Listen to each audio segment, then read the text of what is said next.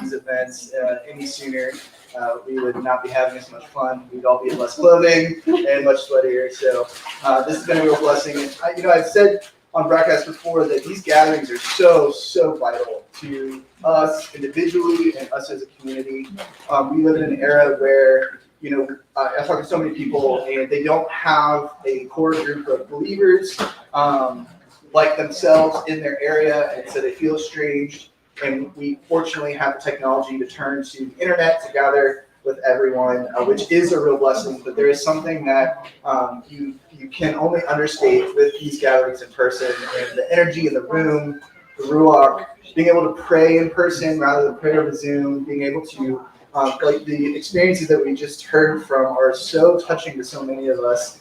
And delivering those in person really goes so much farther than it does over Zoom. And I know I've been to Zen Garcia's conference, and even if you can just spend an hour, 2 hour, 3 hour, if you get a blessing like 8 days together, it is so wonderful. And so I want to thank you on behalf of Eat Well, Honey and Sever for joining us here and traveling so far and driving from Texas and flying from Europe and everything. It is incredible that you all took time out of your lives and your schedules to be here with us. And I really want to say a big thank you to Jessica.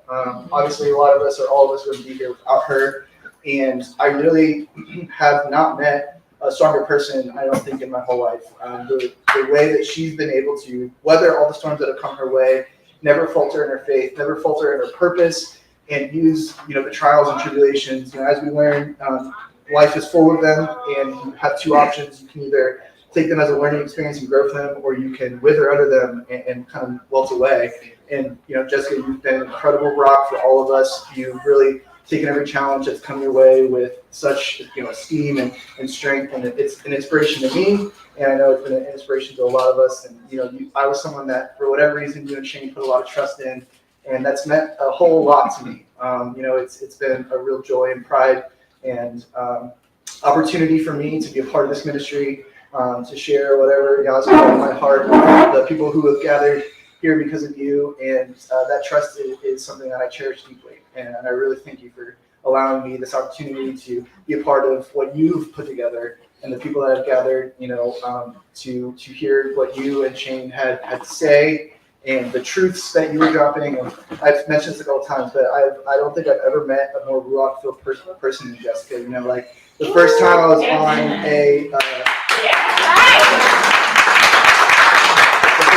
on a gathering, she prophesied over me, and it could not have come to pass more directly.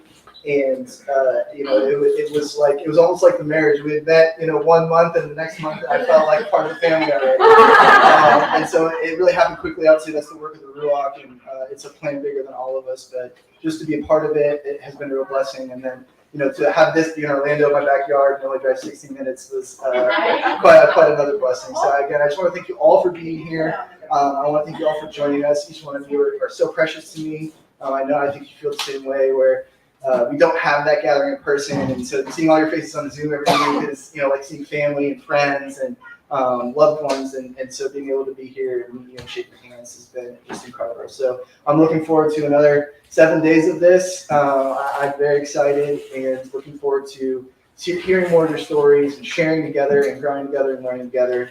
And I know this is not the end of it. I know I might be like Jessica, where I kind of talk about the next thing too soon, but I really do. These 6 months cadences of feasts, fall to spring, are something that I deeply cherish, because those 6 months, life kind of gets at you.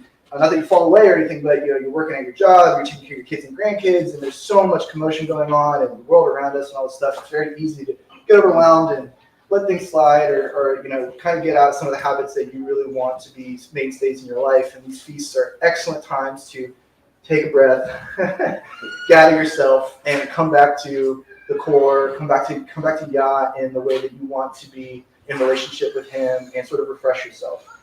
So I really look forward to these, fall feasts and the spring feasts, and it's going to be hopefully Yah willing, it will be my goal to make as many as I can. Europe, Alaska, South Africa, I'm down. I'll fly wherever, Yah willing. So yeah, I really want to tell you, Jessica, and probably on behalf of all of us, how much we appreciate you doing this and pouring your life into this. And making yourself available and vulnerable for us so that we can have this community and this time together. And Dr. Pidgeon, you as well. I mean, I don't know if I've seen anyone work as hard as you have.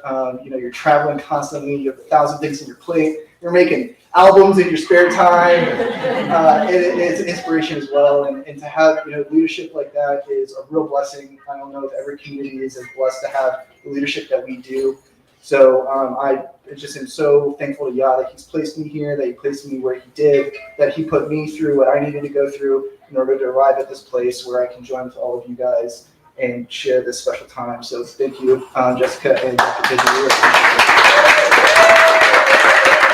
So I know Dr. P is going to have a wonderful talk on Joseph of Arimathea, I believe. So Stacey, I would like to hand over the mic to you for your eternal wisdom. Thanks, Drew. I just want to echo what Drew said earlier about everybody being here. It's just a blessing to be here, to put a face with the real person instead of just a computer screen. In the ruach that's in the room, and that's in everybody. And I just wanted to thank the couple that spoke earlier, David and his wife, because for being opening that's just amazing. And you don't know how many people be blessed by being that open, with everything. And that's great. It's great to see that. And also great to see the teaching that David brought earlier, and his wife with her wonderful voice. And Jessica for putting all this together. I echo what Drew said. This is amazing how she's able to travel and do all this. And you know a lot about a person when you talk to their children. And I got to spend time with her children since she's been here. And they're just amazing children. Both of them are amazing. And that's a testimony to the job that her and Shane have done. And so I just wanted to echo what Drew said. And then last but not least is Dr. P. So we get the beauty. We don't have Schofield, we don't have Darby, we don't have any of them anymore. But we have a living person that is translated the scriptures to us, and we can ask questions. That's just an amazing thing. We can bounce things off of him, and he will respond. He doesn't just blow you off and not listen, but he interacts. So when you do that, you give a piece of yourself to every person when you do that. And I watch them work the room and go around from table to table and talk to people genuinely. So it's a blessing to have a genuine person like that with this much knowledge in his head, and he can bring it back to memory just like that. It's amazing. So without further ado, I'd like to introduce Dr. Stephen Pidgeon.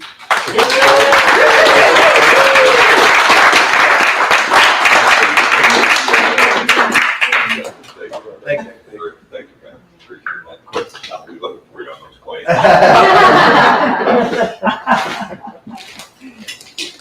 Yeah, Stacy, Drew, Jesse, fantastic. What a great meeting. I want to thank all you guys. I mean, I just love everybody here. And of course, we can feel it. As somebody said, it's not a Zoom screen, right? Yeah. We finally get to know each other. And now you guys know that I'm not really that short. And my grandson Shane in Dallas, you guys are great, fantastic. And I also saw the same thing with Jesse. When actually I saw it with Storm and Shane. And the instant I saw the relationship, it just spoke a billion volumes, right? What a tight home, very tight home. It's a great place to be in Little Bird. And may the blessings continue with Little Bird, right? Yes. Yeah. And I think it will. I really do believe that. So today we're going to talk about a really cool subject. I think it's my favorite subject, and I've spent a lot of time on it. And I want to talk about this because, when you read the scripture, there's a couple of things I want to share with you on scripture. One is that the New Testament there's been a lot of surgery in the New Testament. Let's cut that out. Yeah. Anybody got an eraser? Right? And so these are the kinds of things you don't see until you're looking for them. So, for instance, the miracle that takes place where the water is turned to wine. Who was the couple getting married? Whose house was it that had all the water jugs? Who was the disciple whose father died? What was Peter's mother-in-law's name? Those are questions, right? And at one time they knew what it was, but it didn't make it into the manuscript, or it didn't survive the manuscript when they were writing it down. It just gets right there. We don't want that name known, because then people will figure out something. And Paul didn't do it. Paul starts putting all these names down in Romans, and Timothy and all these other books. Oh, send my greetings to this person, that person, the other person. And so I was in a class at Hebrew University. There was a guy on there, and the teacher was, teaching these things. And he said, well, I got a question for you. Who are these people at the end of Romans? And I don't know. So, of course, I was in class. Call me, teacher. Call me.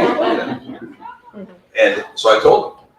And they were like, really? And here you go. But this is the kind of thing you were looking for in the church, right? You spent a lifetime in the church. It's like, okay. It's like John Howland said this in the UK. He said, in the Catholic Church, you get the entire doctrine in 3 years. And it's delivered to a 9-year-old. And that's it. So if you're in the church when you're 6 until the time you're 9, you've heard all the doctrine. When you turn 10, you're going to get that again until you're 13. When you turn 13, you get that again until you're 16. When you turn 16, you get that again until you're 19, and you're going, yeah. And this meal is just one spoonful of pablum. And then you're asking yourself the question, is that it? And so then people walk away from the faith. But when we cracked open the Bible and started peeling apart, the gold pages that were stuck together, reading that one, when we started doing that, it was like, oh, look at that. Look at that. Can you believe it says that? And we were absolutely shocked and stunned. And, it was explosive is what it was. I can remember Thursday night when we had that Bible study, man, it was the greatest night of the week. It was like, we got to get over there. We'll be finished by 9, 12:30. And even then we'd be so excited at what we had discovered. But you know what I found, and then I started getting into the work. And I'm looking at the scriptures, and when you're trying to make sense of things, you have these guys out there called anti-missionaries. And what they want to do is they want to tear your faith apart. And one of them, whose name will go unnamed here, knows the scriptures very, very well. And he'll do videos and say, well, Christians say, blah, blah, blah, blah, blah. Let's see if that's true. Isaiah prophesied of the Messiah, but he said his name was going to be Emmanuel. Was his name Emmanuel? Yes or no? If it wasn't Emmanuel, then they couldn't have been prophesying about that guy. Right? That's some of the questions they would ask. But one of the big questions that comes up, and so here I am, right? I'm on a plane flying into Anchorage. And I sit down, I'm in the aisle seat, right? And there's a gal sitting next to me, and she's got a backpack that's so big, it's over her knees. And so I'm looking at her, okay, so we take off. And then she kind of looks at me and she gives me the question like, are you interested in being evangelized? I don't remember the exact question it was, but it was that kind of a question. And I'm like, let's do it. And so she cracks open the backpack and it's full of books, right? And at the top, she's got this NKJV Bible. She said, well, have you ever read it? I said, is that the NKJV? She said, yeah. I said, okay, stop right there. Let's look at something. She says, okay. I cracked it open to Matthew 1. Now let's look at, I went through the Matthew 1. You guys have heard me tease John this a billion times. Now it's 14, 14, and 14, except it ain't. Because when you count it, it's 14, 14, and 13. I said, so let's count these. And I counted them with her. I said, you see that? You see that problem? And I said, now let's look at Luke 3 and compare that genealogy. Look at that. You see that problem? And she says, yeah. I said, that's because that word right there is wrong. She says, oh, really? I said, yeah, that has to be the father of Mary, not the husband of Mary. And she said, well, don't tell me. You need to go tell my husband, who's 3 rows up. He's the editor of the NKJV. I'm like, okay, yeah, you're on. I'm there, I'm good. Yeah. And so anyway, but this business of that Joseph being the father, now we get some other interesting research that comes floating in. There's this Gospel of Yaakov. Now the Gospel of Yaakov is really kind of the autobiography of Mary. And again, they're trying to, hey, let's change the names to protect the innocent. And so what were they trying to do? They were trying to cover up who the father of Miriam was. Because the gospel tells you that the father was an extremely wealthy man. And that his wife, who they give you her name as Anna, his wife could not have children. And so they were not accepted in the society. Oh, you don't have children in this community, so you can't even show up at the temple. And so they're praying, well, this is horrible. You know, what could we do? We have to have some children. They started praying about it, and so she gets pregnant. And when she gets pregnant, similar to the story of Sarah, similar to the story of Raquel, right? Similar to the story of so many other women in Scripture, she gets pregnant late in Elisheva. She gets pregnant late in life, and as was the mother of Shemuel, they pledged their child to the temple. And so the story tells us that Miriam was pledged to the temple as soon as she was weaned. As soon as she was weaned, they put her in the care of the temple. And a little more than a decade later, she's pregnant. And it's like, how can you do this, right? But this is all the story of, but in that gospel, they tell you that the name of the father was Joachim. And they tell you that because they're trying to disguise the real name. Because the real name was Yosef. And Yosef was rich. How rich was he? He was probably one of the richest guys in the world. Yosef Arimathea. Now, when you read it in the text, you're hearing Joseph of Arimathea. But the of doesn't appear in the text. The Arimathea does. But John Howland's research was really keen in that he pointed out that it's not of Arimathea, it's Arimathea, which means first in the line of divine kings. Ah, okay. Now go back to Matthew, this chapter that goes in, so-and-so begat, so-and-so who begat, so-and-so who begat, so-and-so. And, you know, the records skipping.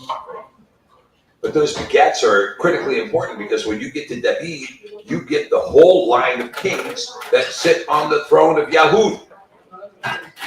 And then when you get to Yekoniyahu, why didn't they count Joachim? Why didn't they count Joachim? Why didn't they count Zedekiah? Because of Psalm 23. When Solomon opened up the Ark of the Covenant, he found the 10 Devarim, he found the golden bowl for manna, but he didn't find Aaron's rod. Why not? Well, David does it. Your rod and your staff comfort me. So he had pulled Aaron's rod, and Aaron's rod would be passed from David to Solomon, from Solomon to Rehoboam, from Rehoboam, and so on and so forth, down to kings. So the rightful king was the one who held the rod. Yekoniyahu took the rod to Babylon. That ended up in the hands of Shealtiel and then Zerubbabel, ultimately in the hands of Joseph, the father of Miriam. So when you see that was Joseph, the father of Miriam, pardon me, I look there, I'm trying to talk over here.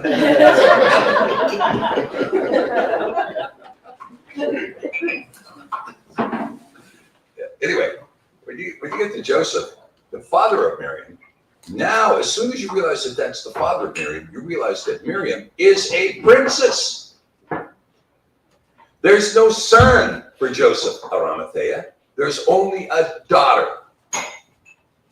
And to fully understand the gospel message, why did they start with Abraham and didn't go back to Adam in Matthew 1? Why did they do that? Because the good news is called the Basara. What's the good news? The good news is in Sarah. Yeah, the good news is in Sarah. Why did they start with? Because when you read the passage, it says, Abraham, take your son, your only begotten son. Was Yitzchak the only begotten son of Abraham? No, he had Ishmael through Hagar, right? So why did they call him the only begotten son? Well, that's an English translation. Who was he the only begotten son of? Sarah. He was Sarah's only begotten son. What does the prophecy say in Genesis? The seed of the woman shall stomp on the head of the serpent, but the seed of the serpent shall bite at his heel. Right? So the narrative is about the seed of the woman. So Matthew 1 really is about the seed of the woman. Basara, with Abraham, through Marim, the seed of the woman. So Mashiach was of the seed of the woman. Why? Because no son of David could sit on the throne of Yahud because of the curse of Manasseh. So he could not be the seed, he could not be the Y DNA of David. It had to be a divine Y DNA. Okay, interesting information there. Now, when you see Arimathea, when you realize that Arimathea, the name itself tells you that he was that guy. He was first in the divine line of kings. All those kings from Shealtiel through to Joseph, the father, those were called exilarch kings. They were in exile. They could not sit on the throne. But Joseph Arimathea was a member of the Sanhedrin. And he was also a member of the Roman Senate. According to the Roman record, he controlled 70 ships. He was responsible for all of the silver, the tin, the copper, the gold trade. He was responsible for all of that. His wife, Anna, was actually from Cornwall in England. That's where he met her, was in Cornwall.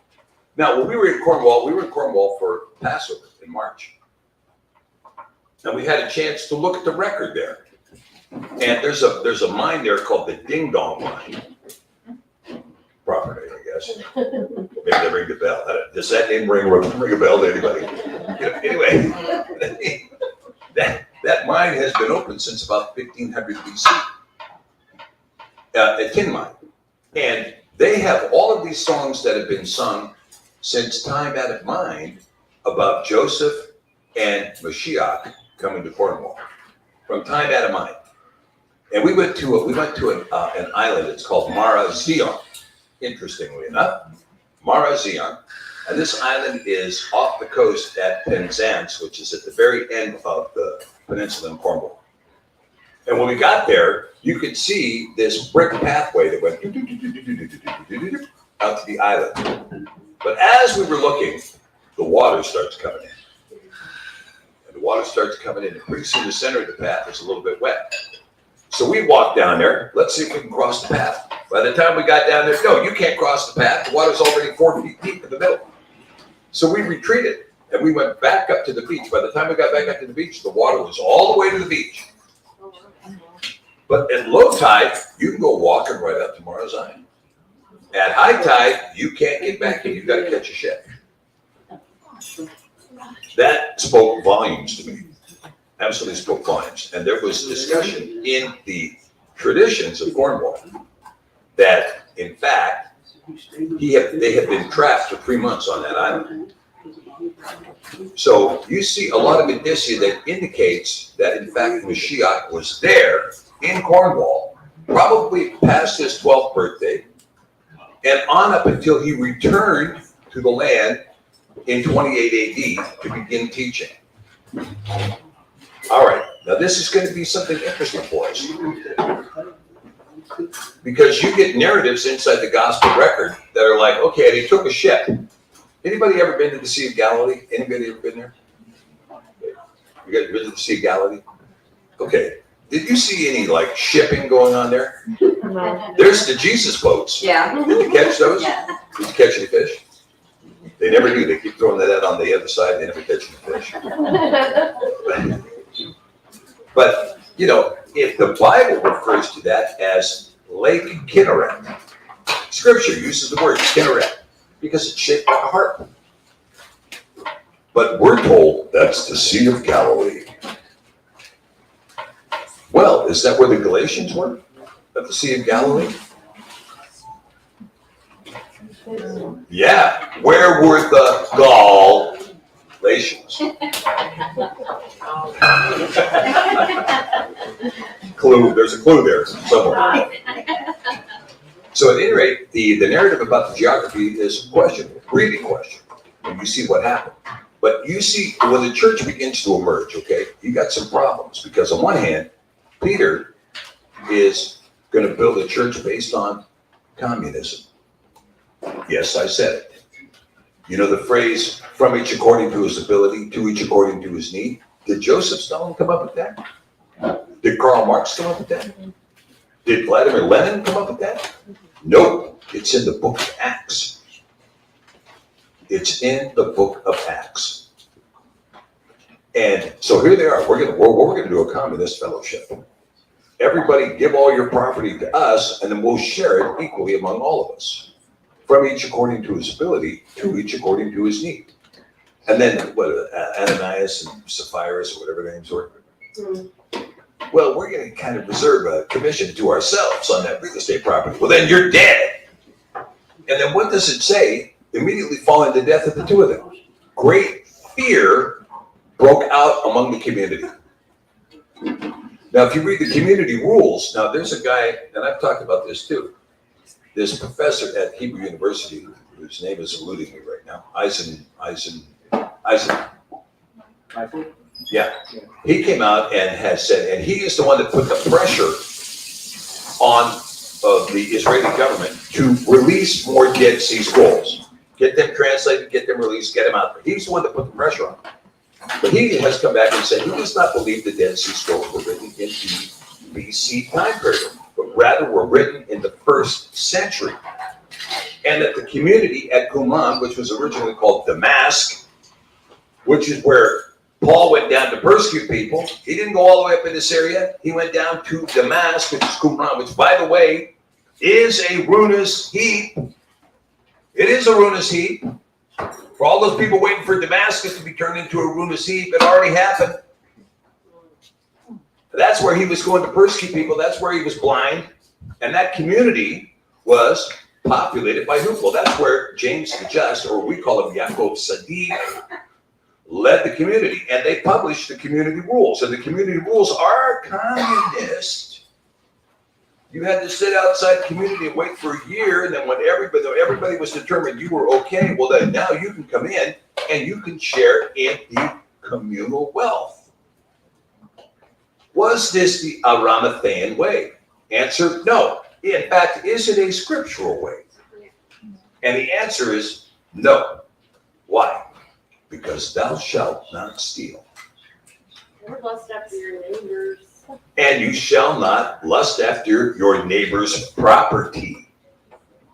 So when we talk about what happened with Arimathea in Britain, we have to go back and establish the groundwork as to what took place. And that's what this discussion is today. And this is why this topic is really a favorite. So in all the research that we've done in the British Isles, Ireland holds the best megalithic record. It's Ireland. A lot of people say, let's go see Stonehenge. That's got to be the megalithic record. Well, no, it isn't. Well, it predicts the summer solstice. No, it doesn't. It predicts something else, but it isn't that. But when you get to Ireland, you find a number of megaliths that are extremely important. One is, of course, the tomb of Jeremiah. Now, this may or may not be the tomb of Jeremiah, maybe somebody else, but it's a tomb, and it has a record. And the record, you're not going to be able to see this forever, I'm telling you right now, because the cave door is caving in. You used to be able to go in there. You can't go in there anymore, they got it walled off. But you can stick your camera in there, and you can get a picture. And on the wall is a carved hieroglyph. And you're looking at that hieroglyph, But recent intelligentsia have determined that the ancient hieroglyphs tell us a cosmological date. When you look at these old hieroglyphs, instead of looking at them going, what does that mean? That must be an ancient language. No, you apply it to the stars. And when you apply it to the stars, you get the exact date that glyph was placed there. So this one depicts a solar eclipse, and it depicts a certain set of constellations, and it depicts a certain time, and that constellation and that solar eclipse happens one time in thousands of years. And they figured it out. It was 581 BC. And that glyph, I'm telling you, you can see that glyph with your own two eyes right now. Go up and climb up the mountain and go look at the glyph and see it. Very important megalith. because that tells you that whatever happened, and there's a story on there. The story is that 5 people left on a ship from Egypt. They went to Gibraltar, one of them died, and the rest came into Ireland. And the Irish literature says, who was that? Well, they call Baruch, Shimon Baruch, they call him Brug. The Irish literature referred to him as Brug. And Jeremiah was referred to as Olam Fala, the old wise man. People say, well, there was an old wise man that was there 1,000 years before. Well, that's because the phrase was wise man. You think there was the only one wise man would be identified in the record? So Olam Fala, Jeremiah, arrives with Baruch, and who else? Tamar. Who's Tamar? Tamar is the youngest of the 3 daughters of Zedekiah. The other 2 daughters stayed in Egypt and died in Egypt. But Tamar did not. And so Tamar is called in the Gaelic the tender twig, or Tia Tepi. Tia Tepi.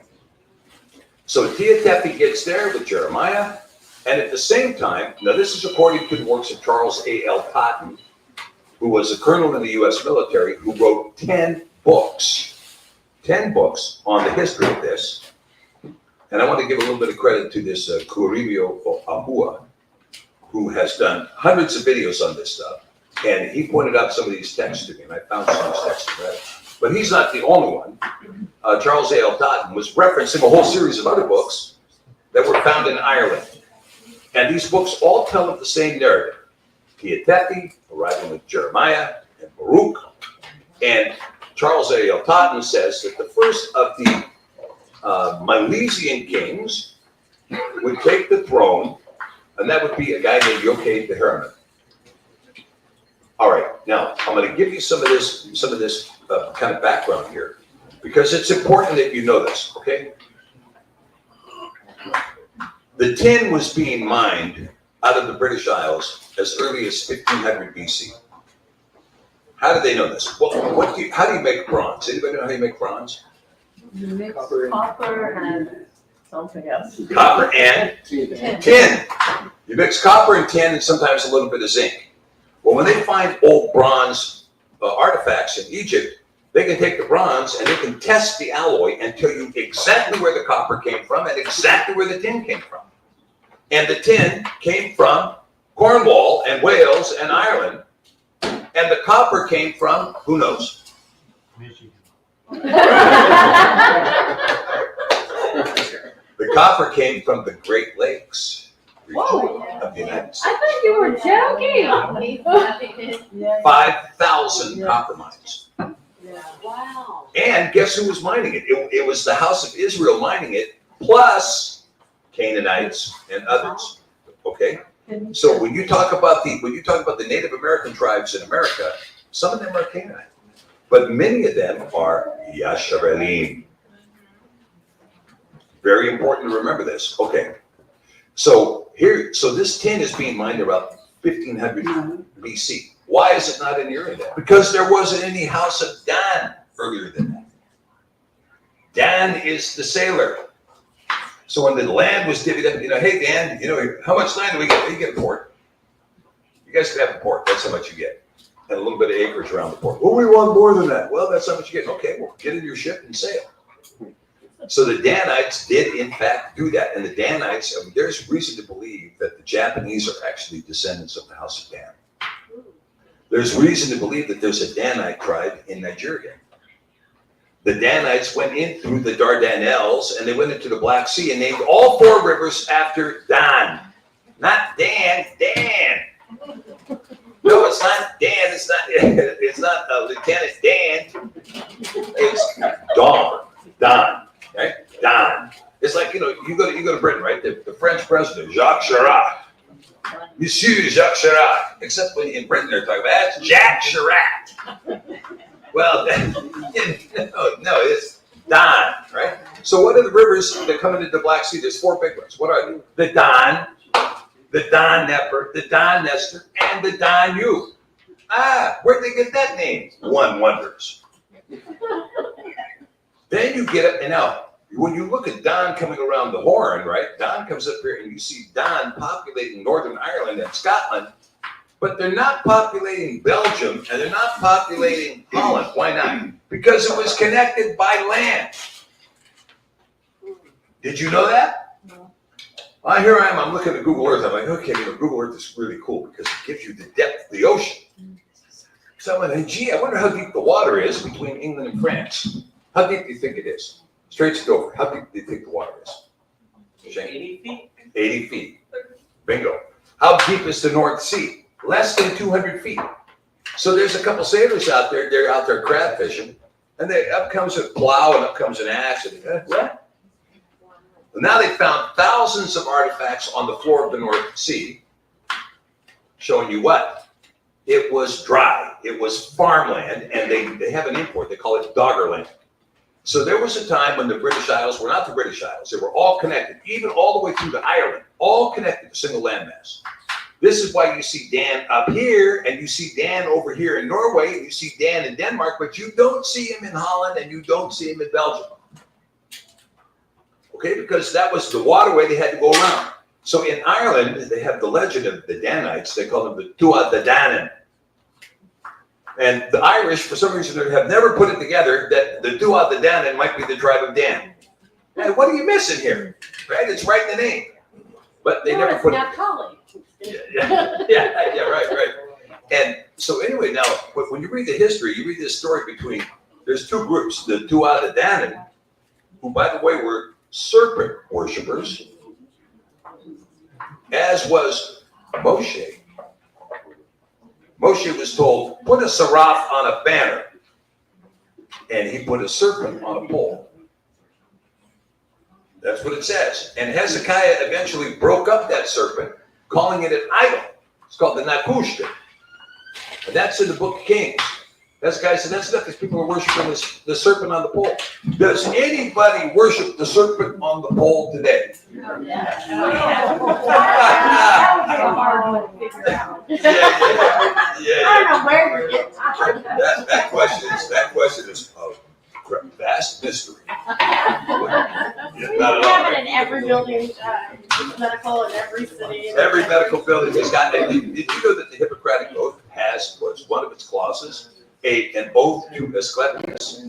Oh my God. It has an oath to Asclepius and an oath to Apollo in the Hippocratic Oath. And like various healing gods. So it's like they straight up say like multiple gods. Yeah, it's multiple gods. It's a polytheistic oath that the average doctor gets. And to Apollo and to Asclepius, who was the guy carrying the serpent on the pole. So the Tuatha De Danann are worshiping the serpent. Now, they were at war with a group called the Furbolgs. And you read the Furbolgs, like, this is clearly mythology. These guys are inventing names, the Furbolgs. These were some kind of guys that run around with a wolf cap, still have guys with wolf. No, the Furbolgs were actually a group of people that had been created by a guy named Haman. Haman was the son of Zerach. He was one of the sons of Zerach. And he had concentrated his tribe in an area on the eastern coast of the Black Sea. These people would become known as the Bulgars, also the Balkars, who were on the other side of the Black Sea, the Bulgars, and the Belgique, who were in Belgium, and who were at one time in Ireland as the Furbolgs.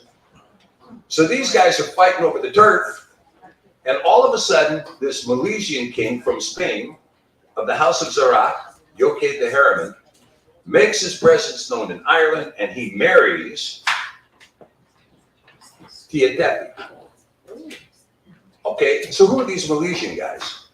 Well, this is a huge story, because you remember, oh, I didn't tell you this. I guess I was telling this somewhere else, in South Africa. So you had, in Yom Kippur, there's what? 2 goats. Okay, one goat is going to be sacrificed for the sins of the people, and the other goat is going to have a red ribbon put around its neck and kicked out of the camp. Now, let's fast forward to the first Tamar. The first Tamar, who would disguise herself as a prostitute in order to lure Judah in and capture him by requiring as a fee his staff, his cloak, and his ring. And then when he was going to burn her for being pregnant, what's going on there? Oh, pass a note. Anybody who's passing a note in class is going down to the principal's office. Hey, I didn't read It says circle yes or no. And chewing gum too. Yeah, you too, guy. Have you got any for the rest of the class?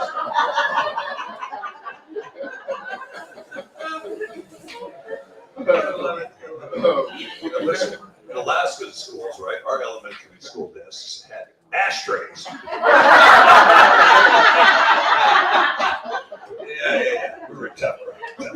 Texas is good too. They asked me, they said, hey, what do you guys do for fun up there? I said, hey, we smoke salmon. Or you want twisted?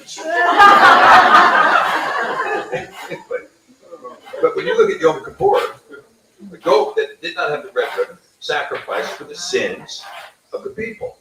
The goat with the red ribbon cast out into the wilderness. Well, when Tamar gives birth, the hand comes up. They tied a red ribbon around the hand. That marked the firstborn. I don't know why commentators get this wrong. A.L. Totten got it wrong. Under the Torah, the first one to break the matrix is the firstborn son. And they put a ribbon around his wrist, and then his hand withdrew, and then Peretz was born, and Peretz means the breach be upon you. So which one of these was the predecessor of Mashiach? Was it Peretz or Zerach? It was Peretz. Peretz did not have the red ribbon. Zerach had the red ribbon. So when John the Baptist saw him, he said, behold the Lamb of Elohim who takes away the sins of the world. He had to be from the house of Peretz. He had to be. Now what about Zerach? Well, Zerach is all of a sudden the scapegoat. We're not talking about that guy Zerach anymore. Don't even tell him who his kids were. Don't keep track of him. Just make that a mystery. Leave that chapter out. We don't find out who his kids are until you get into Chronicles. And all of a sudden we're told, oh, he had boys. Who were they? Calcol, Dardas, Etanim, Haman, Zimri. Who's Calcol? Well, he founded Athens. Who's Darda? Well, that would be Dardanus in the Latin record. He founded Troy. Who's Ethan? Well, he was the one that founded Carthage, and he founded Cadiz, Spain. Who's Haman? He's the one that was the father of the Furbolgs, the Bulgars, the Balkars, the Belgique. And then, of course, Zimri. Zimri's the only one who remains behind for the Exodus. Everybody else is long gone. Okay, from this house of Zerach and Calcol, one of his grandsons is a guy named Gaiolathus. And Gaiolathus gathers up 1 million people and says, we're going back to Egypt. They get to Egypt, it's like, no, we're not going here. All the wealth is gone. Let's get out of here, right? So they kept going, and they went across to Morocco, and they entered into a land called Lusitania, which was on the Ebroian Peninsula. We call it the Iberian Peninsula today, but that comes from the name Ebru, or Hebrew, the Hebrew Peninsula in English. And Lusitania was the coast. And they said, well, what are we going to do here? Let's form a port city. So they formed the port of Gaiolathus, which became known as Portugal.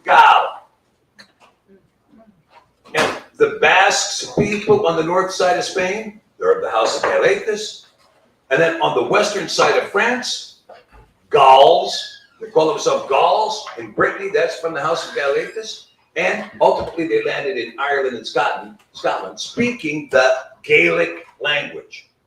Which by the way, they need to eliminate at least 12 consonants from that language because they're never spoken, but they appear in every word. Anyway, Gaelic, man, what a language, right? What a language. And so anyway, when this happened, so this tribe now, these are going to be called Milesian in Spain. This is the house of Zerach from Gaiolathus. The house of Zerach from Gaiolathus. Remember that the house of Zerach was the primogenitor. He was the firstborn. So the promise in Genesis 49 is that you shall have a scepter in your hand and a lawgiver between your feet till Shiloh comes. That promise belonged to Zerach, and the one who breached it was Peretz. That's why those kings only lasted for 14 generations. And in fact, when you look at it, you had David achieve the kingdom, and Solomon was going to lose the kingdom in his lifetime, but Yah said, no, I'll wait until your son. And then you're going back to one tribe. You're going back to one tribe. That happened very quickly, didn't it? And after the destruction of Jerusalem in 586 BC, there wasn't a kingdom of Yahud that was ever reformed, period. How about people looking for the third? We're waiting for the third temple. Why are you waiting for the third? Well, Hal Lindsey, and we're expecting Nikolai of Carpathia to show. We're expecting Nikolai of Carpathia to show up and run this gig, right? You know, hit the niet button. Now, I mean, look, the second temple, which was completed in 417 BC. Now, all the historians know this, but all the people of the text don't know this. Why not? Because they never read 3 Ezra. It's right in chapter 8, tells you the exact date that the temple was finished. And so all the historians, well, look, here's an ancient document. Can we read it? Yeah, it's not in the Bible. We can read it, yeah. Oh, there it is, right there. Oh, yeah, boom. 417 BC. What happens after 417 BC? 400 BC, nothing. 350, crickets. 300, not a word. 250, not a word written. 200, no record. All of a sudden we get to 165 and get a record. What's the record? We found a temple. What did it look like? Well, it looked like a big gold dome on the top. They called it the Dome of the Rock. Now, we found this temple. Well, what did it look like? Was it a conspicuously Hebrew temple? Well, you know, it had a statue of Jupiter in there. Okay, well, that kind of rules it out. Oh, no, we don't think so. It had an altar of hewn stone. Well, we don't think so. The altar was covered with pig's blood. Doesn't it? Well, that's probably and there's a gymnasium out front. Wouldn't that rule that out? No, well, we don't think so. We just kind of push the gymnasium out there. We'll take that altar out, put in some unhewn stone, sweep the floor, use some Clorox, get this place clean. And then we'll call that the Holy of Holies. Presto, we found the second temple. Was that the temple that Mashiach saw? Nope. That was Herod's temple. Herod's temple was, guess what? The third temple. And Herod's temple was built pursuant to the instruction of Ezekiel in Ezekiel 48. Well, wait a minute. That says all these cubits. If you look at Ezekiel and you apply those cubits, you know how big the temple was? About 3/4 of Israel. Why isn't that the case? Because Ezekiel tells you that his cubit was a hand width. From here to here, you know, like when you count a horse's height, it's a hand width. That's Ezekiel's cubit. Not from the fingertip to the elbow, like Noah's cubit, but a hand width. Ezekiel's cubit. And then they adopted Ezekiel's Torah. His sacrificial regimen was adopted for that temple. That was the third temple. Any temple that comes along now is now the fourth temple, or possibly even the fifth temple, depending on whether or not you count whatever they put up during the Bar Kokhba revolt as a temple. So don't be waiting for the third temple. Everybody's got this idea. You know what? Once the third temple is built and a treaty is made, and somebody uses the word peace and safety, then we know that we're exactly halfway to the tribulation. But we'll be out of here before then, so. All right. Yeah, we'll be out of here, right? Yeah, you know, like there was a whole bunch of teaching on October the 9th is the rapture. Yep. You can count on it. There's no question. October the 9th is going to be the rapture. You didn't notice all your friends gone? What friends? Yeah, all my friends are gone.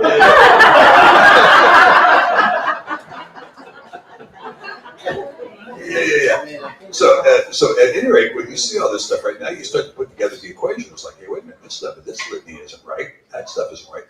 But if you get to Jerusalem, you've been to Jerusalem. you can see Herod was a phenomenal contractor. I mean, he built all of Caesarea. And he built Caesarea. The amphitheater he built at Caesarea is still being used today as an amphitheater. He used to have the places for the hippodrome, for the big chariot races there. He had a port that he put up for Romans to come in. His his summer palace was sitting there on the port. This is where he drowned his own son. And he had one of those infinity pools in front. You know, Herod had the infinity pool. Then he had his fabulous palace, and he built Masada. So his winter palace was sitting up on the hill down at the Dead Sea, and he had a big swimming pool there looking out over the whole valley, and he had a sauna, right? All of this stuff at Masada, right? He was, and okay, here's the depressing news. He built the hotel, or what they call the Temple Wall. He built that. Herod built that. And there was no temple up there. That was a Roman fortress. And where the Dome of the Rock was a temple of Jupiter. That's why it's an 8-sided building. There is no other 8-sided building, Islamic building in the world. Fascinating. They built the Dome of the Rock on what used to be a Roman temple. So, well, you know, all these stones, there's not one stone left unturned, except for that whole wall. Right? And does this ever cross the mind, the cognitive dissonance in the Christian? Oh no, we're going to go pray at the wall at the Temple Mount. Well, did it say no? Not a single stone would be overturned? Well, there were some exceptions. Like over 2,000 stones that are 48 inches wide, 48 inches tall. But those stones were all limestone, right? And when you go down to, Hebron, you go to the Makpila, which is a kind of a combination synagogue and Islamic mosque. Can you do that in Israel? Yes, you can. And the bottom half of that was built by Herod using the same big limestones. So all of this stuff was constructed by Herod, right? So now we begin to see a completely different narrative, right? At any rate, getting back to the tribe of Gailetus. So when you see this house of Zerach crossing into Ireland, and Yochai the Herman taking the throne, he takes the throne, and then he's going to be married to Tia Tefi. And when Tia Tefi comes in, she comes in with Jeremiah. So what did they name their new capital city? Tara. And the story, according to Charles A.L. Totten, is that when Jeremiah showed up there, he showed up there with David's harp, he showed up with Jacob's pillow, and he showed up with the Ark of the Covenant. And when they pulled the Ark of the Covenant off the ship and set it down on the island, it chased all the serpents off the island. Not St. Patrick. Now, I don't want to break it to the Irish, but that whole St. Patrick stuff it ain't true. It ain't true. And so at any rate, the serpents are chased off the island, and the Tuatha the Danann, who were serpent worshippers, and their priests, who were called the Druids, which meant what? Planted oak tree. The planted oak trees immediately renounced their serpent worship and embraced the Torah. Is that ever told you? No, we can't tell you that. Why not? Because Rome is writing that history.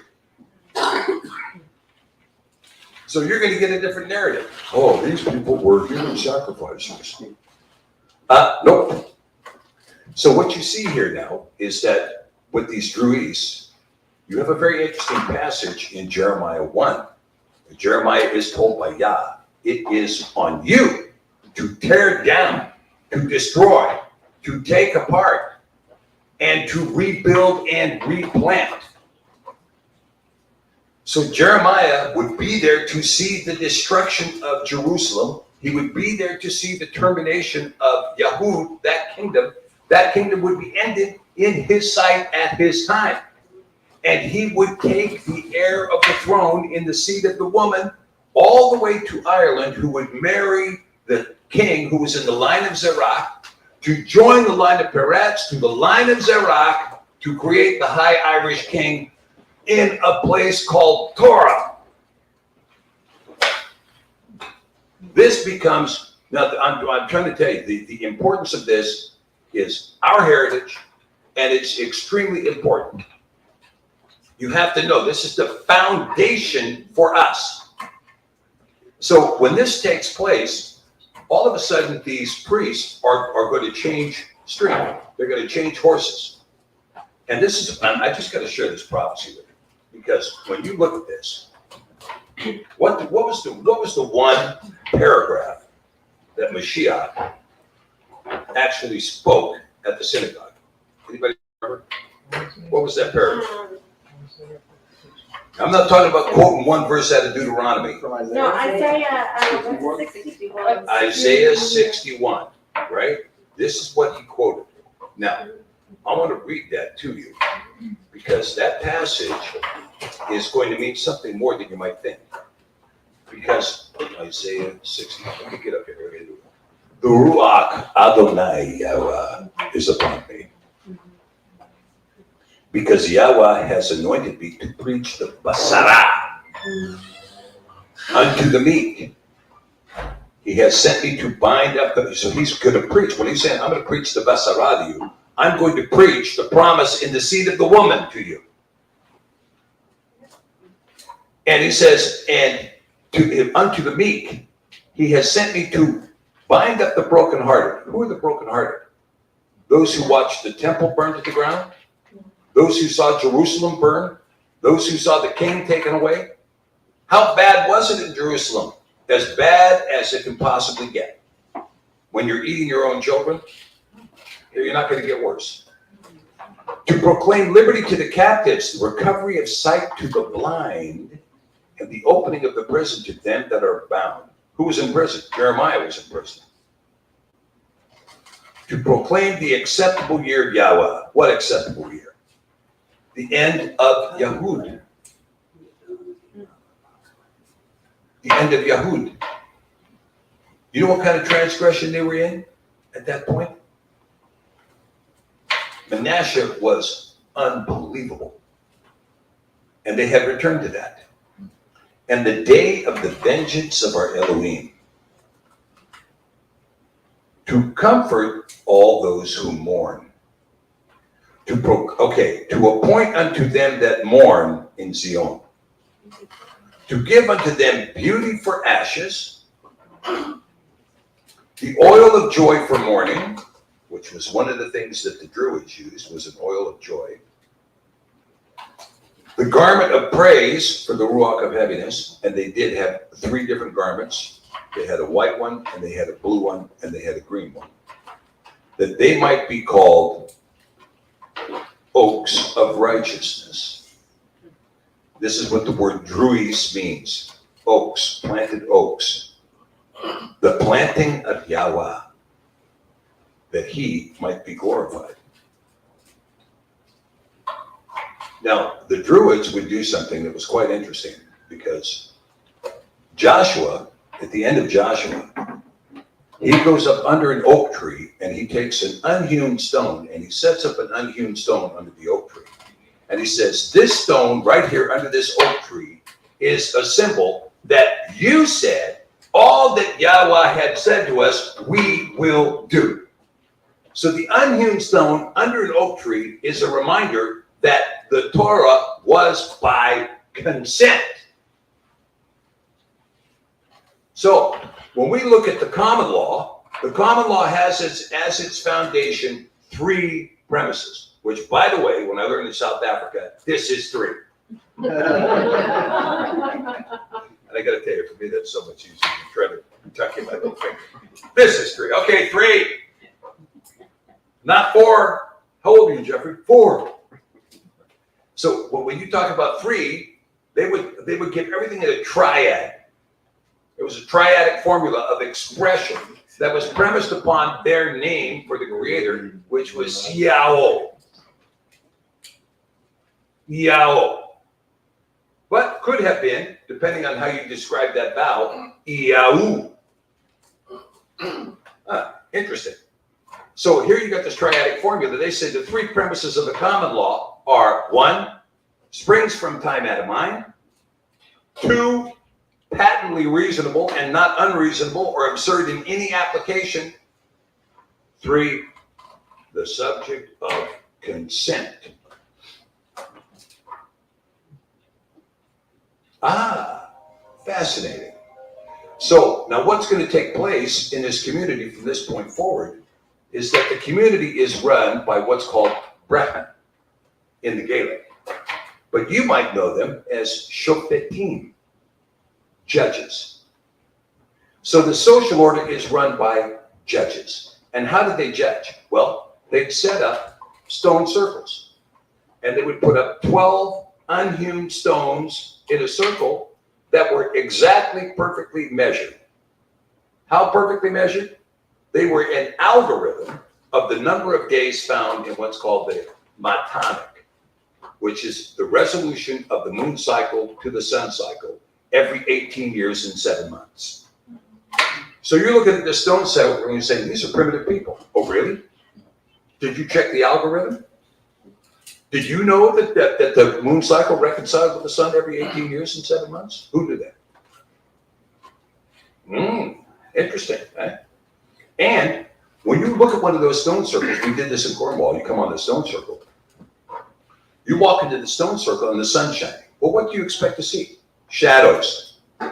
So some shadows fall inside the circle, some shadows fall to the left outside the circle, some shadows fall to the left inside the circle, and some shadows fall outside. By looking at those shadows, you can tell exactly what month it is and what time of the day it is. So it's a clock. And then they have 2 stones. They'd have a rocking stone and they had the Logan stone. So the Logan stone, you come there and you give your donation, whatever that would, and then the Brehon would stand on the rocking stone.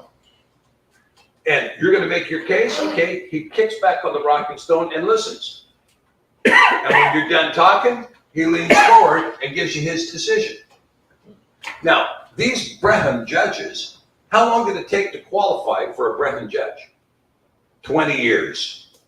20 years. Does that sound like a primitive society to you? These guys were the ones that taught Pythagoras geometry. It was a Brehon. It was a Druid who taught Pythagoras geometry. These guys knew the cosmology. And yes, there's record of the circumference of the Earth as early as 1500 BC out of Ireland in the megaliths. Problem. These were the guys that were sitting here. Now, when you talk about, when David was talking about memorization, okay, I'm going to show you how easy it is to memorize using music. We're going to learn the musician's alphabet, okay? And by the time I'm done, you're going to know the musician's alphabet. A, B, C, D, E, F, G. A, B, C, D, E, F, G. A, B, C, D, E, F, G. A, B, C, D, E, F, G. A, B, C, D, E, F, G. A, B, C, D, E, F, G. Is there an H in the musical alphabet? No. Shop. Cold. You know it cold. So the bards, the second level under the archdruid were the bards. And the bards delivered everything in a triadic form by singing. So they did not believe in writing anything down because to write something is to kill it. Let me give you an example. You got a 10-year-old son. Write down, describe it on paper. Then he turns 15. Who's that? When you're talking about the law and you're talking about the living things and the living decisions, they aren't to be written because they're going to be subject to change and attenuation. But these guys had to know all of the decisions and they had to predicate their decisions based upon a law that was from time out of mind, that was patently reasonable, and that was consented to.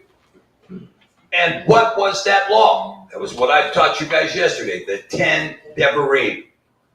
The 10 Commandments were the foundation of the common law. They had come from time out of mind. They were the subject of consent, and there is nothing irrational or unreasonable about the 10 Devarim. Nothing. So from this foundation now would come decision after decision after decision after decision after decision. But they also knew the prophecies of Jeremiah. They knew the prophecies of Isaiah. They knew the prophecies of the 12 prophets. They had the writings because Jeremiah brought them there. Baruch was there, for heaven's sakes, giving you prophecy.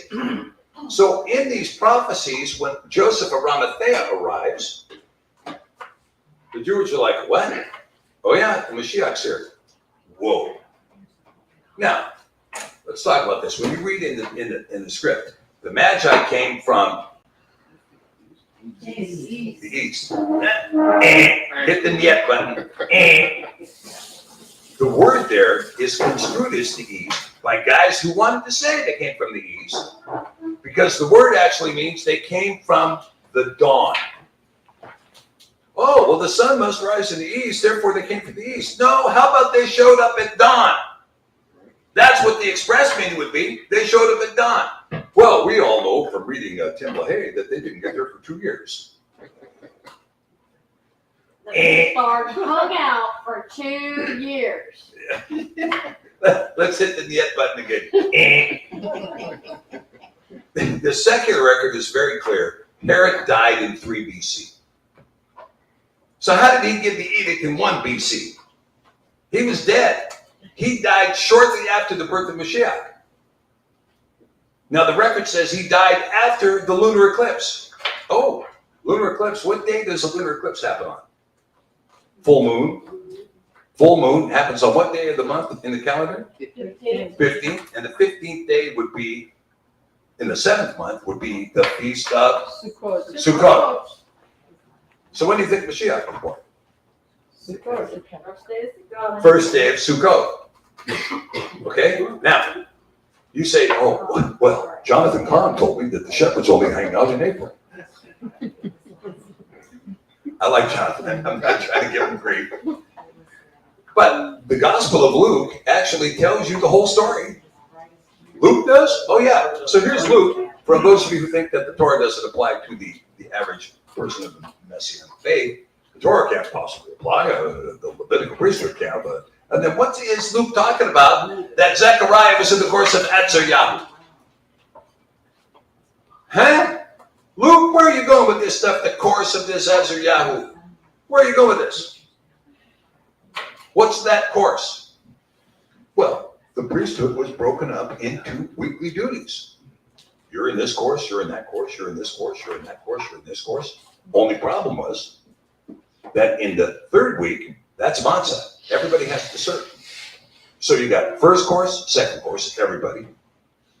3rd course, 4th course, 5th course, and then we get to Aliyah. The 10th course.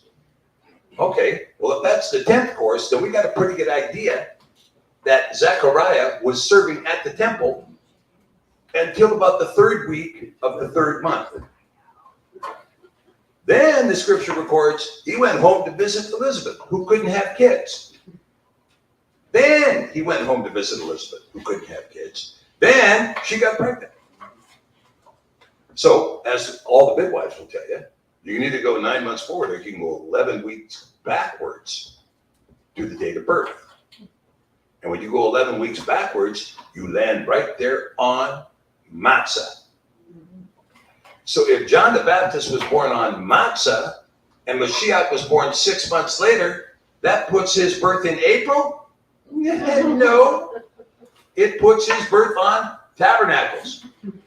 So, what's it say? The Word was made flesh and tabernacled among us. So why did Shimon, sitting in the temple, when he saw him on the 8th day, which was the last great day, which was Shemitah Atzeret, which was the end of tabernacles, which indicated that he was born on the first day of tabernacles, say, I have seen the consolation of Yasharel. And then Hannah agreed, 2 witnesses at the circumcision. This is the guy. At the circumcision. Now, the circumcision is not that big of a deal, and we don't have to worry about the circumcision. Did anybody ever celebrate the Feast of Circumcision? No, well, that's a hell. Well, yes. The whole of the Catholic Church celebrated the Feast of Circumcision. How important was it? Well, Pope Gregory decided to name the new year after the Feast of Circumcision. Happy New Year! Yeah. Can somebody bring a sharp knife? You know, nothing graphic, I'm just saying. But the We did truth. have that on our calendars growing up as a Catholic. I always wondered, it's New Year's Day and the feast stuff, this other thing, and Yeah, the Feast of Circumcision. Now, the Catholic Church abandoned it in 1959, but the Orthodox didn't abandon it until the 1990s. Okay? they still printed it on our calendar. They still printed it on the calendars. Yeah. Yeah, because here's the thing, when you talk about this, they decide, look, they had this problem child called the Feast of Saturnalia. Yeah, right? Now, the Feast of Saturnalia was a pagan feast extraordinary, right? Because the sun would die on September 21st, and they'd have to wait 3 days for the sun to resurrect. And then they would have this huge feast. Well, the sun came back, following day, let's party. September 25th. So in anticipation of this, they do the Feast of Saturnalia. So what was this feast? Well, we're going to appoint the most disfigured guy in town, and he's going to be the king. And he's going to bring in all these bacchanalian rules of absolute pagan debauchery that everybody has to follow. And that goes on until you get to the 25th. Then what? On the 25th, he gets sacrificed. And in the meantime, there's people going door to door naked singing. They were singing things like, you know, I saw Mommy kissing Santa Claus, Jingle Bell Rock. Grandma Yeah. never, never buy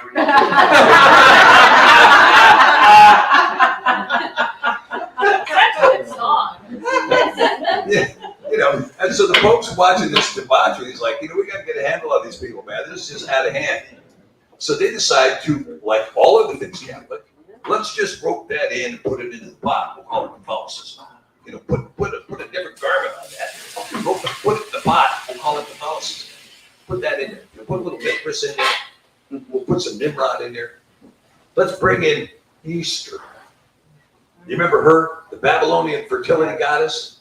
And we can look, who can work in those Easter eggs and the bunny rabbit and the ham? You know, that pig that killed Tammuz? We need to keep that celebration by eating that ham, right? Let's bring in the Isis wreath, the womb of Isis. And then, of course, there's that ever important story about how Isis got pregnant. Which is which is why your Christmas tree has to be cut down. That's why your Christmas tree is cut down. Not in a pot. Okay, so here you go. So here's this festival, right? And so now they look at this and go, well, look, if that's his birthday, then he must have been circumcised on the 8th day after that. So that had to be January 1. Now I want to ask you guys a question. If Sept means 7th, and Oct means 8th, and Nova means 9th, and Deca means 10th, how did January become the first month of the year? And if January is the first month of the year, then why isn't the last day of the year December 31st, where if we have a leap day, we add it there? The nice thing about the Gregorian calendar is that it's very easy to understand. 30 days has September, April, June, and November.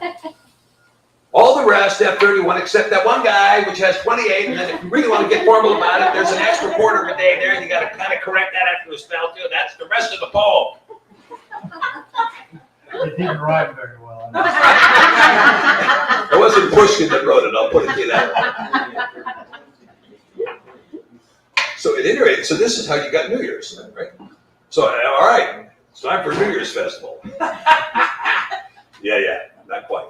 So, but you can see that Luke is the one that tells us when Mashiach was born. Luke tells us in the second line of Luke chapter 1. Then you can go to Luke chapter 2, and it's going to tell you exactly when the ministry started. It was in the 15th year of Tiberius. Well, that's pretty blatant because that's 28 AD. Period. That's in the secular record. All right.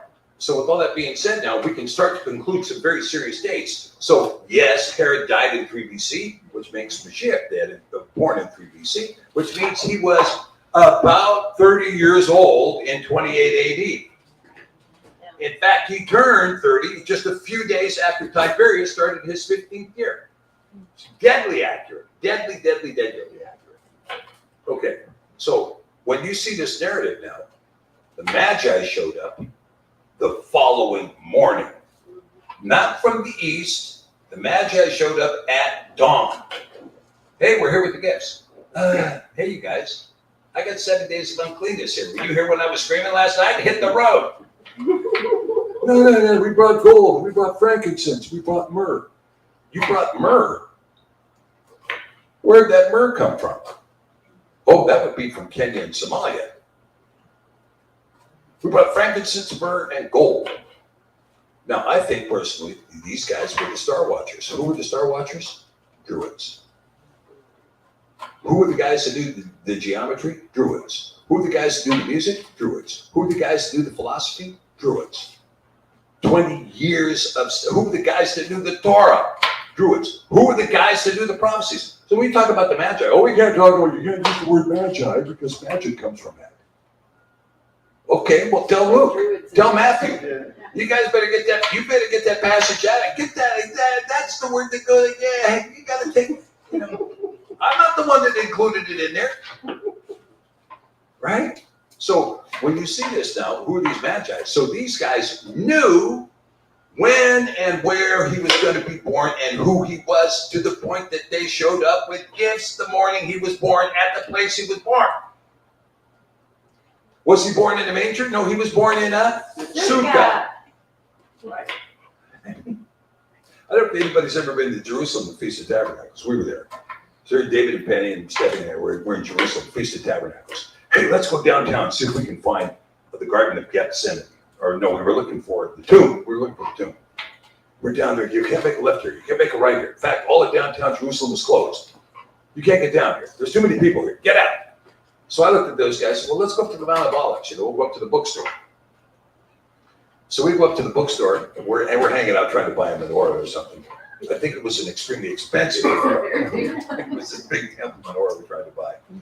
And David and Penny are standing outside, and a Palestinian they knew from the year before. What was his name? Adam. Adam pulls up in the white van. Hey, you guys. Hey, what's going on? He comes in and he says, look, you guys might as well come to Bethlehem for lunch because Jerusalem's closed. Who made that decision before? Right? That sounds a little familiar. Yeah. And so we did. So we went to Bethlehem. We went to Stars and Bucks Coffee.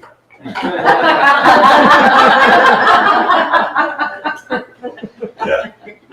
And we were served by some Greek Orthodox Palestinians right behind the Yasser Arafat cave, who were the kindest, nicest, friendliest people you could imagine. And they put on a huge feast for us when we were there.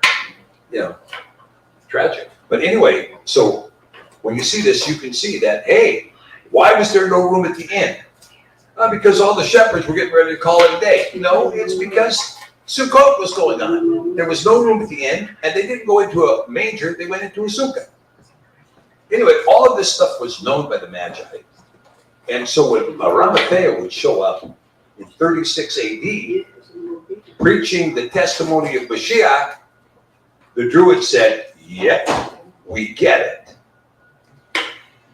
They didn't deny it like everybody else did all over the world. They said, bingo, right on the money.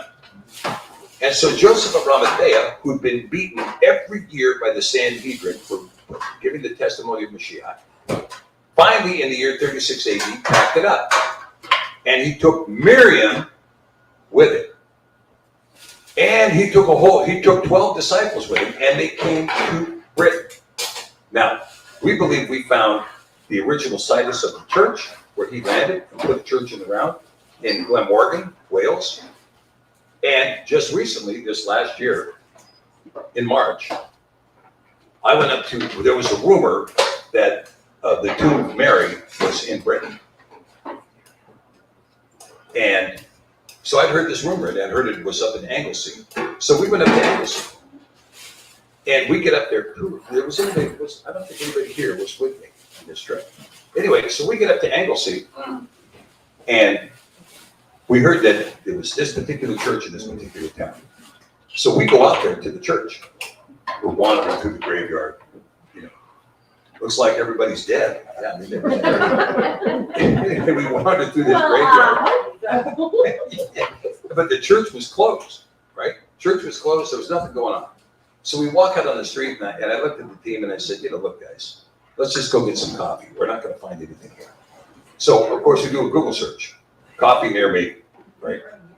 Well, the coffee shop was in a very obscure place. You go up here, and then you make a left. You go back a block and a half to an old, used to be a train depot, and now been converted into a coffee shop. So we get back and we're having coffee. When we come out of the coffee shop, there's an old billboard right there. If you're looking for the tomb of Mary, I was ready. If you're looking for the tomb of Mary, go to this museum. Oh, okay. So we go running down to this museum right now. This story gets great. So we get down to the museum, and I walked up to the curator. I said, "What are you doing here?" He said, "I'm looking for proof of the tomb of Mary." Oh, well, you need to talk to our guy. So pretty soon this guy shows up and says, "Okay, follow me." So we go traipsing back into the museum. We go up a couple of flights of stairs. He unlocks a room. We go into the file cabinet. I'm like, hey, this is like at Indiana Jones or something. Yeah. So we're walking along. We go to the back of the filing cabinets. And there on the bottom thing, he reaches down, he pulls this thing and puts it up on the table, pulls the cloth off, and here's this red granite stone, about this wide. And it's got this M on it, like this, with another curl like this, so like a fish on this leg. And I said, well, tell me the story of this stone. He said, okay. He said, there was a guy here named Graham who was rifling the archives of the Vatican, and he found a paper that talked about the repatriation of the bones of Mary back into Britain, because she had died there, and Rome took her bones to the Vatican, as they did with Paul, as they did with Peter, and ultimately, in the 700s, they repatriated all of those bones back to Britain. And when they repatriated the bones back to Britain, the bones of Mary came up to Anglesey, and this is where we believe the 12 hides of land were given to Joseph of Arimathea and his disciples, up in Anglesey. And so she was buried at that church. Well, then here's the rumor.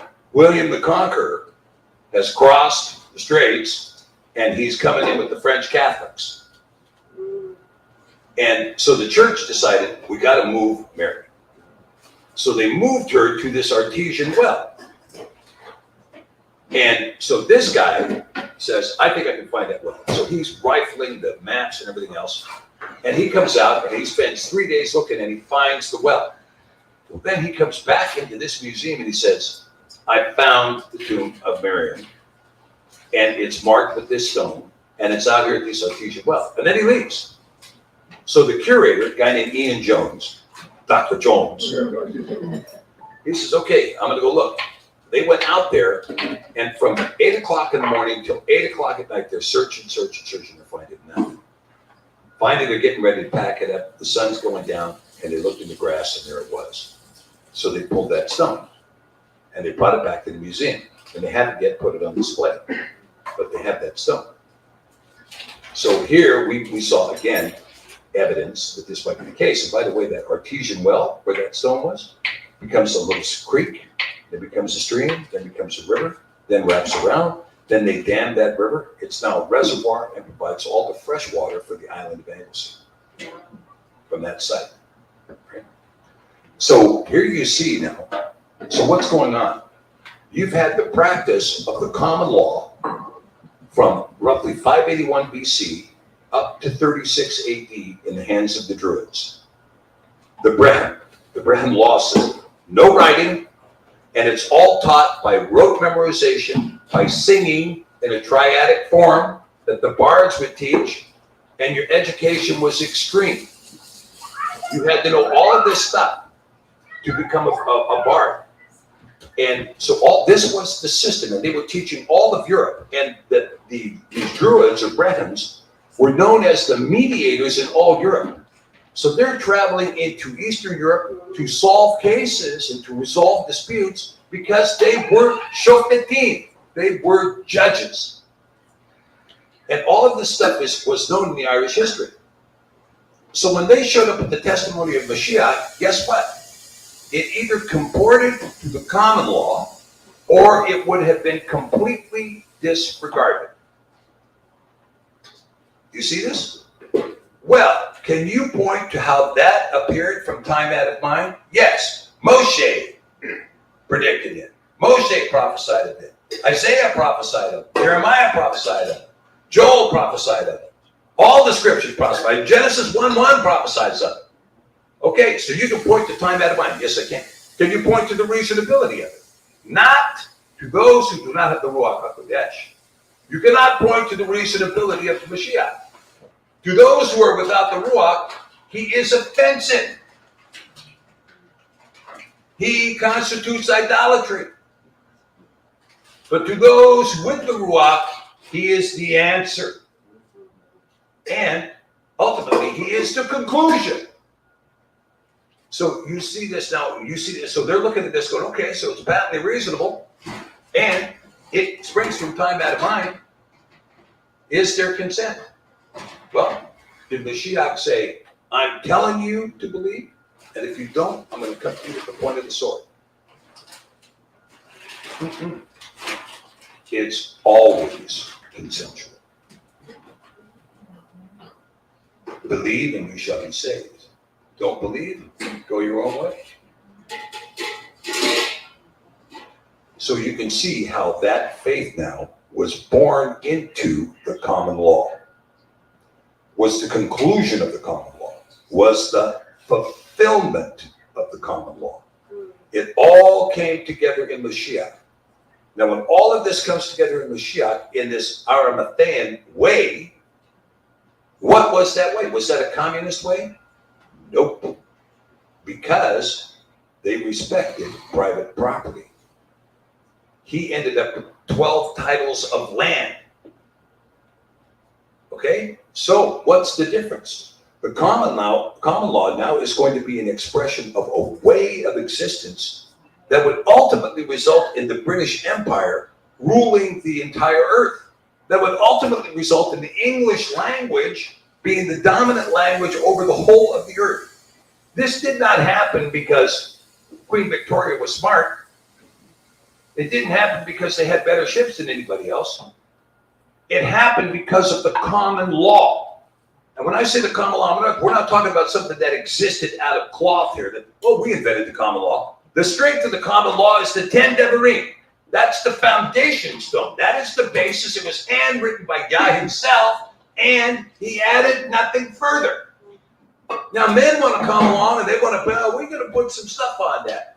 We got a lot of elaboration for that. And when you're talking about the law of Moshe, the law of Moshe includes what? The criminal law. It includes the law of torts or civil wrongs. It includes the law of inheritance. It includes the law of marriage and divorce. It includes the law of bailments. It includes the law of contracts. It includes damages and remedies. It includes all that. If you study the precepts of Moshe, you will find the foundation of the entire legal system. Now, the king is subject to the common law. The parliament is subject to the common law. The judiciary is subject to the common law. The Congress is subject to the common law. The president is subject to the common law. The Supreme Court is subject to the common law. The common law springs from time out of mind, is not unreasonable, and was consented to. Don't come to me with your edict of non-consent, saying I have the right to pass a law to tell you what to do. No, you don't. It either comports with the common law or it ain't law. It's somebody's fanciful wish that thinks that they can take the courts and the judiciary and the police and force you to do their will. That's not lawful. Now, when you see that the common law is dominant, can the king come in and say, well, I'm going to be a defender of the faiths? Well, that doesn't comport with the common law. Can the parliament say, we've decided that you're going to own nothing and be happy? Not under the Arimathean way, you can't. Now, what's the whole point? If Joseph of Arimathea received 12 hides of land and received title to them, where did he get that? What did Abraham do when he bought Marat Machpelah? Here's the silver, give me the deed. That's what he did. Here, listen, we'll just give that. We're nice people, we'll just give that to you. Right? Didn't we tell you, hey, get off our land? We'll just, and he's like, no, you're not giving me nothing. Here's the silver, give me the deed. So you have a deed laid out right in the book of Genesis. Now, when you hold property, do you hold property against the county? You do in Florida. But in Scripture, you hold property against Yah. Because he owns it all, and your deed is against him and him alone. And when somebody else steps in and says, we're going to grant you your deed, well, that doesn't comport with the common law, does it? Nope. So I want to give this message to you, and then we'll take some questions. When you talk about the common law is the commonwealth, from which springs common sense. I remember my parents used to say, you don't have any common sense. I'm thinking, what is common sense? Yeah, I mean, how am I supposed to get that? If it's so common, how come I don't know it? It doesn't strike me as common. The common sense, what is common sense? Yeah. Common sense is common law. It's understanding the common law, right? And that is the commonwealth. So when we understand that the common law is the commonwealth, and I want to make this point because a lot of people think, well, you're trying to bring some legal solution in here. The common law was handwritten by Yah. Okay? It was handwritten by Yah. This is what I love about the Christian church. Well, that stuff doesn't apply to us. Oh, because he must have been lying when he wrote that comment. Oh, I'm sorry, I didn't realize he made a big mistake. Did they teach that in the Christian church or not? They wouldn't put it that way. Yeah, that's exactly. Yeah, absolutely. That got nailed to the cross. That's for the Jews. Yeah. You're trying to put me under the law. I had one pastor tell me, I said, so what do you think got nailed to the cross? Everything that was taught by everybody until Mashiach was nailed to the cross. So are you trying to tell me that Mashiach's teachings were nailed to the cross? Yep. Oh my goodness. Because God is fun. There are no laws. There's only light boundaries, suggestions. Well, and you know what? That's what Yahusha meant when he said it is done. He was talking about the Torah. I was actually taught that. Yeah. He's like, the Torah, that was finished. Yeah, that was finished. Even though he said not one yod or one tittle until heaven and earth had passed away. But no, it's done now. Yeah. I mean, that's the kind of teaching that you get from the church whose doctrine is, do what thou wilt. Hey. You guys you're using the wrong text. You need to switch over to a different Bible. But when we see this now, when you understand that the basis of the common law was handwritten by Yah himself, now you can understand what I'm telling you, that the solution to our problems is the common law. It's not something we're going to do politically. You're not going to vote any change it. I'm going to vote. Up those last votes go for you, right? Right. Okay? I'm going to vote. You're not voting for nothing. When you vote, you know what you say? I agree that you have the right to rig this election. Here's my statement. So vote isn't going to change anything. Political activism isn't going to change anything. What's going to change something is you knowing the common law and holding the people in front of you to account in accord with the common law. And I can tell you, if you want to measure a society, we're a first world society. Oh, really? What's the measure of first world society? Judges with integrity. If you don't have that, you're not first world. If your judges are taking bribes, in the state of Washington, they have the Superior Court Judges Association, which you can donate to at any time. particularly if you happen to have a case coming up in front of a judge, you might want to make a donation. And if you haven't donated to the Superior Court Judges Association, don't expect a favorable verdict. Sale of indulgences is alive and well. It is so true, right? And I think it was established by the Jesuits Association, right? Gonzaga Law School, right? But when you look at this now, you can see if your judges are corrupt, and our judiciary, I'm not just tell you point blank as an ex-lawyer, our judiciary is totaled. It's totaled. I don't believe there is a single good judge. Well, maybe Clarence Thomas. The rest of the judiciary, forget it. It's total. They're total. Those criminals that sit on the Court of Appeals are just unbelievable. And the average state judge is just, they take, let me tell you, here's an idea of a corrupt judge. When the corrupt judge looks at the pleading and goes, that guy right there has got the political power, and that guy there does not have the political power. I'm finding him on behalf of the person with the political power. Have you read the fact sheet, Your Honor? Don't care. That's the winner. That's corruption. That's corruption. Okay?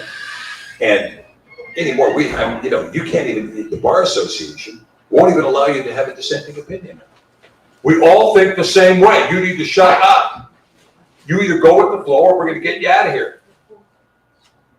So the Bar Association in Alaska, they're still requiring masks to be worn in their law offices. Even though it says right on the box, will not stop the prevention of the passing of the virus. So I wanted to show you everything. I'm going to close my remarks there. If you understand that the common law was established by God, his fingertip, he wrote it from there, the judges applied it, and that application of the common law is the Commonwealth, and it is the solution when we hold our leaders accountable to the common law. Then we will get a society that is righteous in its pursuit. Okay, questions? Did Mary have any siblings, or was she the only child? Okay, that's a great question. Drew asked if Mary had any siblings. Now, there's a guy who's written a book, and he wrote me. It's called I, Mary. And it is available on Amazon. I, Mary. And he makes the claim that Mary was never married to Joseph, that the 4 brothers and the 2 sisters were the children of Joseph from a prior marriage. Now, that is not supported in Scripture. So he's got some other research outside of that says it was. But when you look at it, if you read the Scriptures, it will tell you who the 4 brothers were. But it does not name the 2 sisters. The 2 sisters and 4 brothers. Now, about Mary's sibling, if Mary had a sister, the British record does say she did. And her sister's name was Anna or Hannah. The mother's name was either Hannah or Anna, and the sister's name was either Anna or Hannah. Were they the same or other? They were different. One was Hannah, and the other was Anna. And I don't remember which way it was. But she, and when you talk about her sister was married to Old King Cole, was a very old soul, right? Married to Old King Cole. Now, you guys might think Old King Cole is spelled C-O-L-E, but it wasn't. It was spelled C-O-E-L, the same way the Colburn is spelled, because the Colburn has its source in the Colburn language, which was associated with Old King Coel.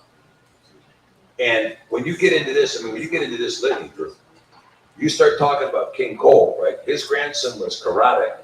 Caradoc's son was a guy named Linus or Lucius, who's named in the book of Romans.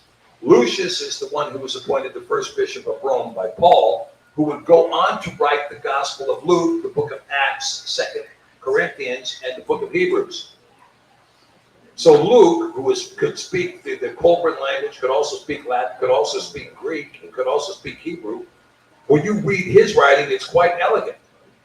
And that was Lucius, the first pope of Rome. And he was appointed by Paul, not Peter. Because Peter, if you read 2 Peter, you'll discover he's dying from a disease in Fortress Babylon, which is Cairo, Egypt. He died from disease. He wasn't crucified upside down. He died from a disease in Fortress Babylon. Yeah. You know where they got the story that he was crucified upside down? From a 3rd century Gnostic pseudepigraphal writing about Simon Magus flying around Rome. They wanted an excuse to turn the cross upside down. Yeah, and of course, look, let's talk about it. The Roman, make the sign of the cross. When you make the sign of the cross in Rome, it's a little short, so it's upside down, isn't it? When the Eastern Orthodox make the sign of the cross, they go head, belt buckle, right to left. You know that last year I watched Vladimir Putin baptize himself in ice water, of course. But he baptized himself in ice water last year. So repent and be baptized. So it's so interesting because my 5 generations for me, my grandparents came from Wales and Ireland, and we were told those stories about Jeremiah and Joseph of Arimathea down through our family history. Yeah. Absolutely. And everyone would be like, that's crazy stuff. But that was the history. That was the oral tradition they brought to America, and they taught all of us. Yep. And I stood on Torah Hill. I went to the sites where the city was. And one of the most important megaliths in Ireland, of course, is New Grange. The New Grange now is like, okay, guess what's on now? Proof of a 7-day week being kept from time immemorial. Proof of a 52-week year. Proof that they knew of the Matonic reconciliation of the sun and moon. That's also a hieroglyph on it. And there's also another hieroglyph on now that shows the sun and 10 planets. Not 9, 10. And which means they knew of Pluto in 1500, 2500 BC. How did they know that? They knew it. Did you know that Stonehenge predicts the algorithm of all 10 planets to within 3 decimal points of their elliptical? Did you know that? Yeah, that's Stonehenge, right? These guys were idiots. There, let's put up some unhewn stone and see how it goes. Nope. Study it a little bit. You're going to find out that these megaliths reveal things you didn't know. And this is what I'm saying to you. When you look at the Arimathean way, the formation of the church, and by the way, this church was then called the Chaldean church when it was first formed, the Chaldees. And they would go up into, as far as Iona, the island of Iona, off the coast of Scotland, where the book of Kells, which was the first gospel written in the language, or in the Isles, was written in the book of Kells, and was written in Iona. And the idea, now I'm going to ask you a question when we talk about the Arimathean way. Do you think he went to church on Sunday? Right? No, it's very clear from the Gospels he was a Sabbath keeper, and he goes to Pilate and he says, we have to get him off the cross before sunset because it's the Chag Sameach, it's the high Sabbath. So do you think he kept the feast? So he's a feast keeper and a Sabbath keeper, which means he knew the calendar, doesn't he? He knew the calendar, he kept the Sabbaths, and he kept the feasts. So, and that was consistent. Rome didn't show up to change that for 300 years. And they didn't change it in the British Isles at all until Augustine showed up in 590 AD when he arrived at Canterbury. And why did he go to Canterbury? Because that was the opposite island of the side of the island from where those guys were. And you know what he did? He waged war on the bishops because the bishops in Wales rejected the invocation of the saints. They rejected the doctrine of transubstantiation. Anybody know what transubstantiation is? Yeah, where he becomes the Yeah, where he becomes the Eucharist actually becomes They the keep flesh. killing him. They're only Yeah, and they running keep killing them at the Mass, right? Yeah. And you reject the Catholic Mass. right when the So, bell rings. It's when the bell rings. That's when it ends. yeah. It scared me as a child. That's creepy. It is creepy. Yeah, well, and guess what? You know how they get Mashiach into the Eucharist? Through invocation. That's sorcery. Necromancy. It's necromancy and sorcery. And it's reverse Kabbalism. It's worse than Kabbalism. Kabbalism, you're trying to get yourself to go up. These guys were using incantation to get him to come down so they could kill him again. And so what's the mark of this? Well, imagine this. Imagine they used the electric chair to kill the Messiah. Would you go into a church that's got the electric chair hanging over the altar? But you go in to look at the Roman cross, and what's the Roman cross telling you? We killed him. That's what we used. We used that right there to kill him. And if you go into a Roman church, he's still there. Yeah. See his body? That's what we used to kill him right there. That's what we used to kill Peter. That's what we used to kill about 400 million people who disagreed with the Sunday Sabbath. That's what we used. When I first, actually even before I learned the whole truth about Shabbat and everything else, I had a problem with the cross because I thought, you know what? And we're talking about a couple of years before. It's just like if someone I love was killed with a gun, I wouldn't be carrying that around as a sign of my loved one. The manner in which they were murdered. I would have a little, pistol or whatever. Well, when we did an ad, we did an ad to try to introduce the separate to Christian believers. And when it came time, they wanted to depict in this kind of cartoon ad, they wanted to depict Mashiach. They wanted to use the cross. And I said, you're not using the cross. Use the open tomb. Yep. Because as Paul says, everybody has to name Paul except me. Paul says, he says, if we have just Mashiach crucified, we have nothing. It's Mashiach crucified and ascended. And ascended. That we have everything. So it's not, we should not be considering the cross. We should be considering the open tomb, the empty tomb.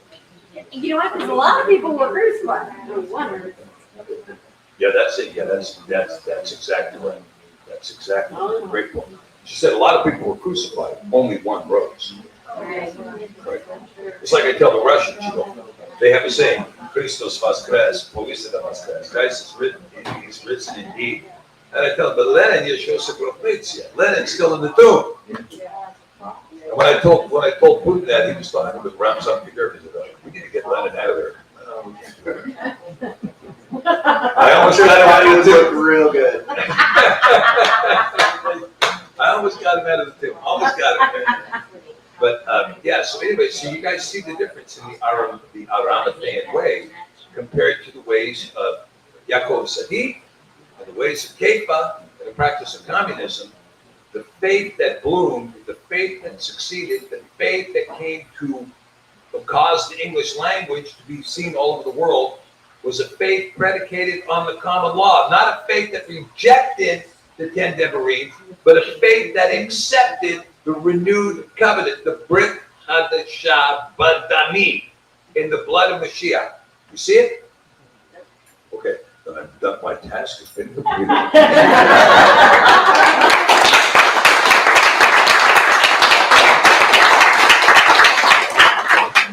All right, thank you, Dr. B. Really appreciate it. So I've got a quick announcement. It says, do you want to go to the dance with me? We're passing those kind of notes. I can smell the dinner cooking. It smells fabulous. So won't take too much time here. Tomorrow for the baptism, anyone who's interested, like Jessica mentioned earlier, probably best to let her know so that you get a head count and you can keep things moving smoothly. But it will be meet here at this house at 10 a.m. and we'll walk over to their little center that they have. Like she mentioned, we'll have to get some yellow bands and stuff, so we'll figure that out. But meet here at this house at 10 a.m. and we'll get that all scheduled. I think we have a beautiful morning. I think there's baptisms and a marriage ceremony and things like that. So I'm really excited for that. So everyone can make it, even if you're not getting baptized, it should be fun. Spectators are always welcome at those things. And the other thing is, as Jessica mentioned, she's got sephers and sidurs and some other materials. If any of them interested at any point throughout that, just let her know.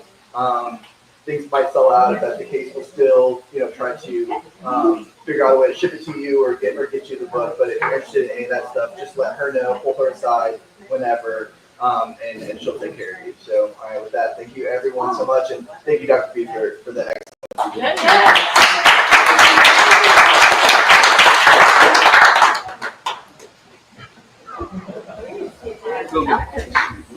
Yeah,